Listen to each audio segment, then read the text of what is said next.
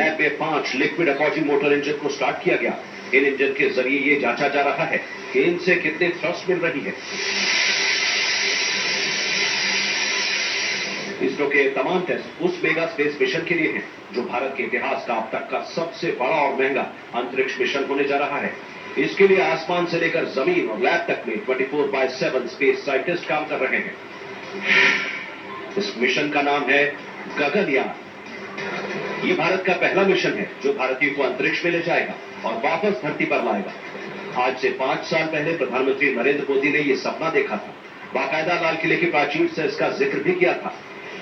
जब आजादी के 75 साल होंगे तब, यहां हो सके तो उससे पहले आजादी का 75 साल मनाएंगे तब तक मां भारत का कोई संतान, चाहे बेटा हो या बेटी, कोई भी हो सकता है, वे अंतरिक्ष में जाएंगे। हाथ में तिरंगा झंडा लेकर के जाएंगे। पीएम मोदी के साथ 140 करोड़ भारतीयों का यह सपना अब जल्द साकार होने वाला है, क्योंकि जल्द ही गगनयान की लॉन्चिंग होने वाली है।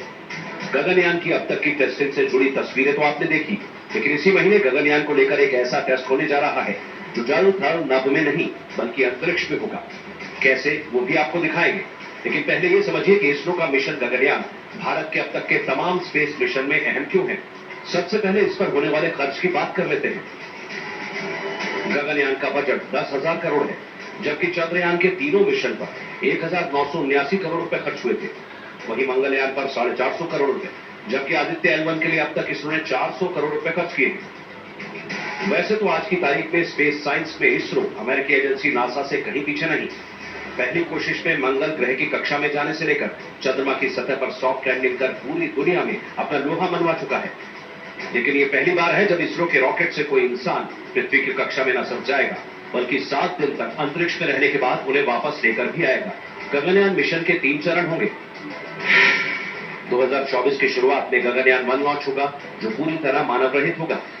इसका मकसद ये तय करना है कि गगनयान रॉकेट जिस रास्ते से जाए उसी रास्ते से सुरक्षित लौट आए। इसकी कामयाबी के बाद गगनयान 2 लॉन्च होगा। दूसरे मिशन में व्योम मित्र नाम की महिला रोबोट भेजी जाएगी। Hello everyone, I am Vyom Mitra, the prototype of the half-humanoid being named for the first unmanned Gaganyaan mission.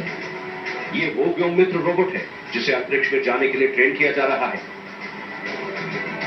Robot व्योम मित्र अंतरिक्ष यात्रियों की तरह काम करेगी।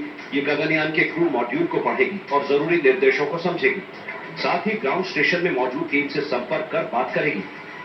इस मिशन के परिणाम ही इंसानों के अंतरिक्ष में जाने का रास्ता खोलेंगे।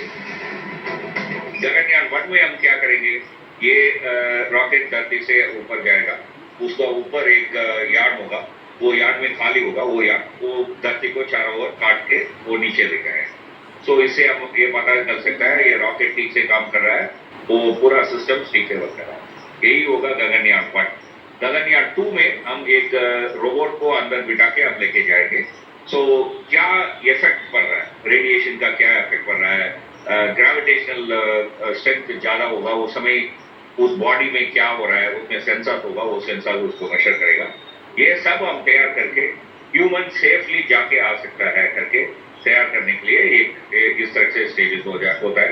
लगभग 2-3 बार ह्यूमनॉइड दैट इज रोबोट को भेज के हम टेस्ट करेंगे before we actually launch the human beings. इसके बाद गगनयान की तीसरी और सबसे अहम उड़ान होगी। इसमें 2 भारतीय अंतरिक्ष में जाएंगे। 400 किलोमीटर की ऊंचाई पर लोअर अर्थ ऑर्बिट पे चक्कर लगाएंगे। इसके लिए वायुसेना के 4 पायलट्स को ट्रेनिंग दी जा रही है। इनमें 1 ग्रुप कैप्टन जबकि 3 विंग कमांडर हैं। इन्हें पहले रूस भेजकर स्पेस ट्रेनिंग दी गई। इसके बाद बेंगलुरु में गगनयान मॉड्यूल की ट्रेनिंग जारी है। अगर भारत अपने गगन मिशन में कामयाब रहा तो वह ऐसा करने वाला चौथा देश बन जाएगा। इससे पहले रूस, अमेरिका, चीन ऐसा कर चुके हैं। हमने अब तक अंतरिक्ष यात्रियों के लिए एस्ट्रोनॉट्स, कॉस्मोनॉट्स जैसे नाम सुने हैं, लेकिन क्या आपको पता है गगनयान के यात्री ना एस्ट्रोनॉट कहलाएंगे ना कॉस्मोनॉट। अमेरिका अपने अंतरिक्ष यात्री को एस्ट्रोनॉट कहता है, जबकि रूस के अंतरिक्ष यात्री कॉस्मोनॉट कहलाते हैं। अब गगनयान के अंतरिक्ष यात्री गगनॉट्स कहलाएंगे। अब बात गगनयान के उस खास टेस्ट की जो इसी महीने अंतरिक्ष में होने वाला है। इसरो भारत के पहले human space flight mission Gaganyaan के क्रू एस्केप सिस्टम की टेस्टिंग करने जा रहा है।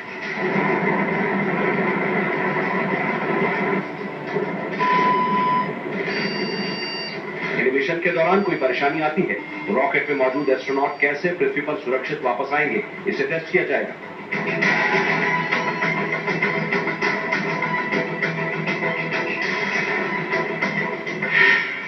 टेस्ट व्हीकल अंतरिक्ष यात्रियों के लिए बनाए गए क्रू मॉड्यूल को अपने साथ ऊपर ले जाएगा। फिर एटमॉस्फेयर में किसी एक पॉइंट पर अबॉर्ट जैसी सिचुएशन बनाई जाएगी। इसमें वैज्ञानिक ये टेस्ट करेंगे कि अबॉर्ट ट्रैजेक्टरी क्या ठीक तरह से काम कर रही है। गगनयान की तैयारियों के बीच धरती से 9 लाख किलोमीटर दूर से एक अच्छी खबर आई है। आदित्य L1 पृथ्वी से 9.2 लाख किलोमीटर से ज्यादा की दूरी तय कर चुका है। यान अब पृथ्वी के प्रभाव क्षेत्र से सफलतापूर्वक निकल गया है और अब यह सूर्य पृथ्वी लैग्रेंज पॉइंट 1 यानी L1 की ओर बढ़ रहा है। ये दूसरी बार है जब इसरो पृथ्वी के प्रभाव क्षेत्र से बाहर अंतरिक्ष यान भेजने में सफल हुआ। इससे पहले इसरो ने 5 नवंबर 2013 को मार्स ऑर्बिटर मिशन भेजा था। लगभग 9.2 लाख किलोमीटर के बाद धरती का स्फीयर ऑफ इन्फ्लुएंस खत्म होता है। ये स्फीयर ऑफ इन्फ्लुएंस का मतलब क्या होता है?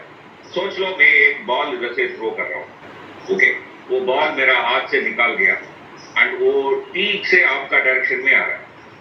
एक पॉइंट के बाद हम मेरा हाथ से वो बॉल आ रहा है करके बोलने के बेहतर होगा आपका डायरेक्शन में बॉल आ रहा है ना, वो बेहतर होगा ना। वो पॉइंट है स्फीयर ऑफ इन्फ्लुएंस। इसी तरह हम देखा तो धरती से एक स्पेस क्राफ्ट जा रहा तो वो धरती को चक्कर काट रहा करके नहीं बोलने में सन का चक्कर काटने का डायरेक्शन में वो चले जाए। 2 सितंबर को आदित्य L1 स्पेसक्राफ्ट श्रीहरिकोटा के सतीश धवन स्पेस सेंटर से लॉन्च किया गया था।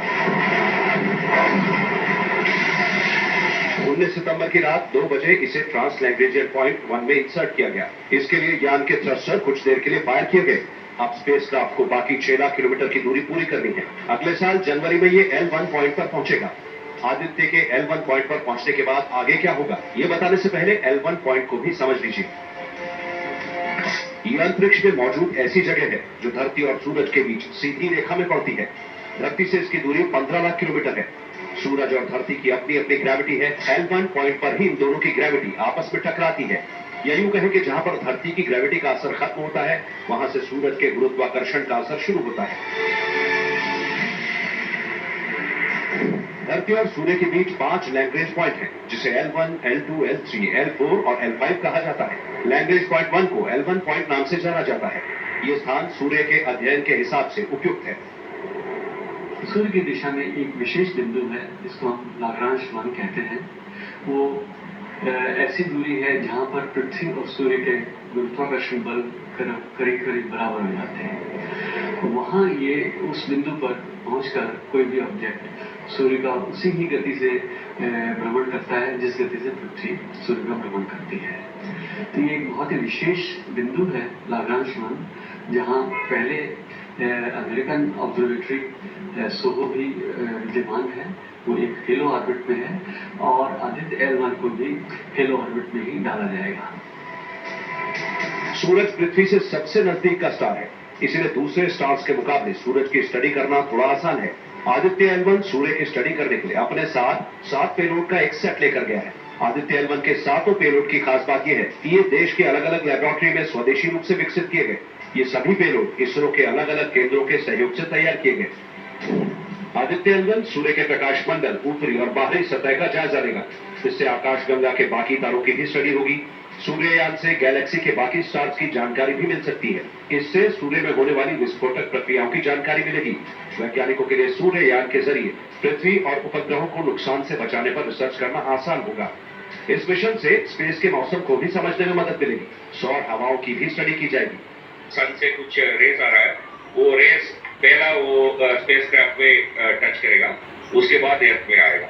तो उसका मतलब है दैट एक सन से कुछ तूफान आ रहा है तो वो तूफान को पहला वो महसूस करके धरती को पहले से ही बोल सकता है, इसलिए हम उस जगह में खड़ा करके रखें। स्पेस के गूढ़ रहस्य को जानने के लिए इन दिनों पूरी दुनिया में होड़ मची है। चंद्रयान, आदित्य L1 और मंगलयान की सफलता के बाद अब इसरो शुक्र ग्रह की मिस्ट्री को जानने की तैयारी में जुटा है। इसरो शुक्र ग्रह के वायुमंडल और उसके एसिडिक व्यवहार को जानने के लिए मिशन भेजेगा। आसमान में शाम को जो सबसे ज्यादा चमकीला तारा दिखता है वो दरअसल स्टार है ही नहीं बल्कि वो शुक्र ग्रह है और अब भारत वहीं पहुंचने की तैयारी कर रहा है। शुक्र ग्रह के लिए मिशन शुक्रयान 4 साल तक स्टडी करेगा। इतने समय तक काम करने के लिए इस स्पेसक्राफ्ट को तैयार किया जा रहा है। उम्मीद है कि इसरो इसे GSLV Mark II रॉकेट से लॉन्च करेगा। 2500 किलोग्राम वजनी इस स्पेसक्राफ्ट में 100 किलोग्राम के पेलोड्स लगाए जाएंगे। अब तक की जानकारी के मुताबिक इसमें 18 पेलोड्स होंगे। भारत का शुक्र मिशन एक ऑर्बिटल मिशन होगा। मतलब ये शुक्रयान शुक्र के चारों ओर चक्कर लगाते हुए अध्ययन करेगा। इस यान में कई साइंटिफिक पेलोड्स रहेंगे। इसरो शुक्रयान के जरिए शुक्र ग्रह की भौगोलिक संरचना और ज्वालामुखीय गतिविधियों का अध्ययन करेगा। चंद्रयान 3 की सफलता के बाद दुनिया भर में इसरो का डंका बज रहा है। भारत ने चांद के दक्षिणी हिस्से पर विक्रम लैंडर की सॉफ्ट लैंडिंग कराकर इतिहास रच दिया। इसके बाद सूरज के रहस्य को जानने के लिए आदित्य L1 मिशन लॉन्च किया है और अब बारी मिशन शुक्रयान के साथ इंसानी अंतरिक्ष मिशन गगनयान की है। ब्यूरो रिपोर्ट, टाइम्स नाउ और भारत।